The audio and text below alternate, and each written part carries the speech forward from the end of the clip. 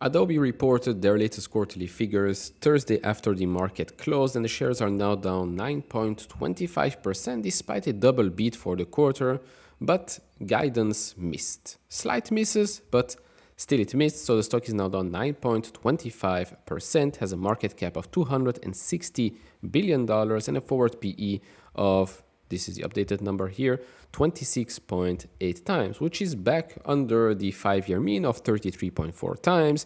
EV to EBITDA is at 20.2 times, price to sales 10.2 times, which is very, very close to the 5-year mean. Price to free cash flow is a little bit more expensive at 36 times. That's in the last 12 months. I'll talk about the free cash flow problem in just a second.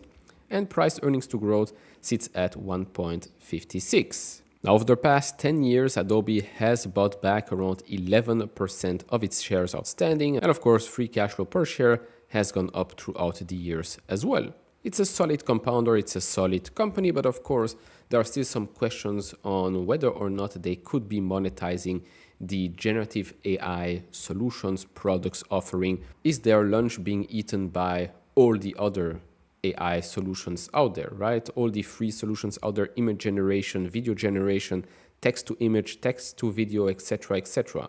So let's talk about all of that in this video. If you enjoy this type of videos, leave it a thumbs up, subscribe if you have not. Yes, there is no camera in this video right now. Apologies, will be fixed in the next one. And if you want to support me even further, do check out the link down in the description and in the pinned comment with the top 10 best stocks to buy now, or go to fool.com/couchinvestor. Thank you very much. So let's first start with the major overview of the quarter. So revenue came in at $5.41 billion. That's 11% growth year over year.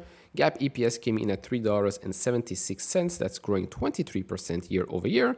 And non-GAAP came in at $4.65, growing 14% year over year. The company generated just over $2 billion of cash flow from operations. They have a $2.5 billion share repurchase agreement, and RPO, remaining performance obligations, was $18.14 billion. Now moving to the different segments of Adobe plus total revenue over the years have grown quite nicely. I mean, total subscription revenue has grown at a CAGR of 15.26% in the last 4 years. If we look at the fastest growing segment, that's the Document Cloud, that has grown just over 20% over that same period. Now, if we look at the last 10 years, if we look at total revenue, that grew at a CAGR of 18.6%. If we look at free cash flow, that grew at a CAGR of 25.10%. But in the last couple of years, you can see that revenue, no problem to grow revenue year over year. But over the last 2-3 years or so, free cash flow per quarter has not really grown much.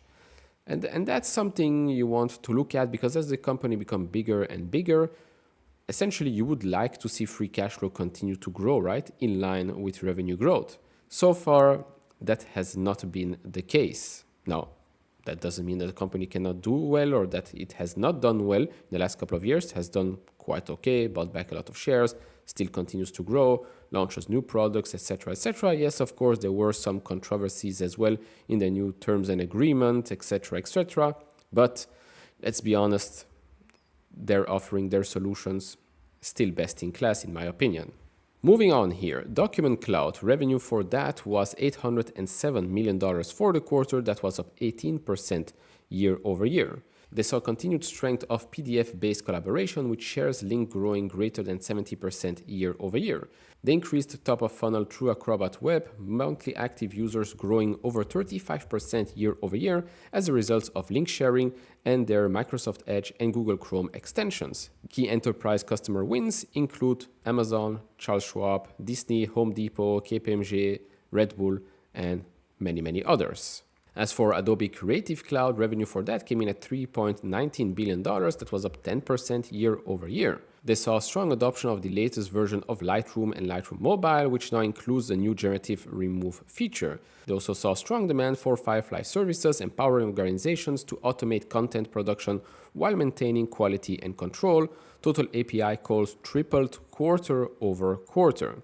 Adobe Pro single app continues to be a growth driver in Creative Cloud, reflecting the increasing adoption of PDF as a preferred format. And here as well, some key enterprise customer wins include Estee Lauder, Google, MediaMonks, Meta, MLB, Newell Brands, PepsiCo, etc., etc. As for Adobe Experience Cloud, and Of course, with the holiday season a couple of months away, expect this to be a huge success. Revenue for that segment came in at $1.35 billion, that's up 10% year over year, with subscription revenue of $1.23 billion, up 12% year over year. They saw continued momentum for Adobe Experience Platform and native applications, including real-time customer data platform, customer journey analytics, and Adobe Journey Optimizer.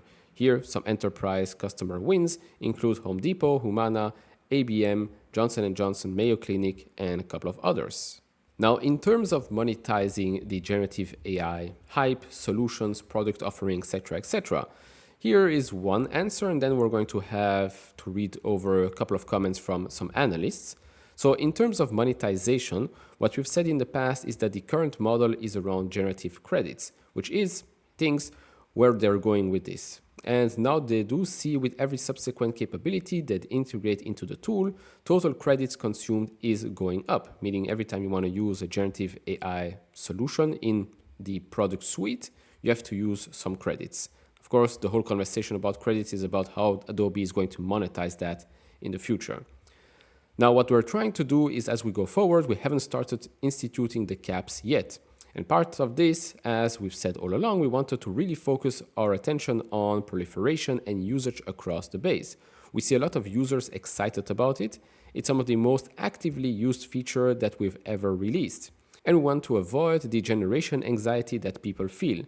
But we're watching very closely as the economy of generative credits evolves.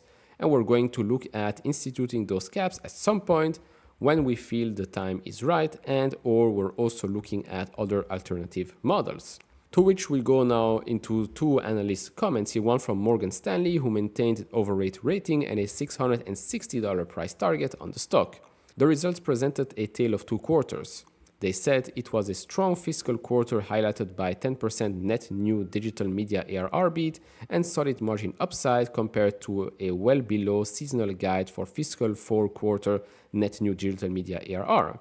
In addition, the analyst and his team noted that the usage of generative credits ramped in the quarter, with direct monetization avenues like Firefly services and Acrobat AI Assistant contributing well in the fiscal third quarter. They added that the enterprise and federal contracts in the document cloud pulling into the third quarter impacted the shape of the second half of fiscal year, but the fiscal 2024 target still moves about $23 million higher. As for Jefferies, they kept a buy rating and a $700 price target on the stock, noting that there were no questions on the strong print, but many on the guidance. The analyst said the fiscal third quarter net new annual recurring revenue, or ARR, beat guidance by $44 million, but the fiscal fourth quarter outlook was $21 million below consensus, which disappointed investors' expectations that were buoyed by positive checks. The analyst and his team expect fiscal 2025 could be the year of AI monetization. Fiscal 2024 is already seeing some monetization, though early, as new users buy higher priced plans, existing users upgrade, enterprises buy Firefly services, and new products such as Acrobat AI Assistant get adopted. Dianis added the generative AI usage limits have not been enforced so far, but they believe this could change in early fiscal 2025, especially for higher value Gen AI process for video, audio, 3D, and animation. Their checks suggest fiscal fourth quarter enterprise renewal will include a harder push to monetize AI usage. And of course, with Adobe Firefly video model coming soon, I think people will get a little bit more excited.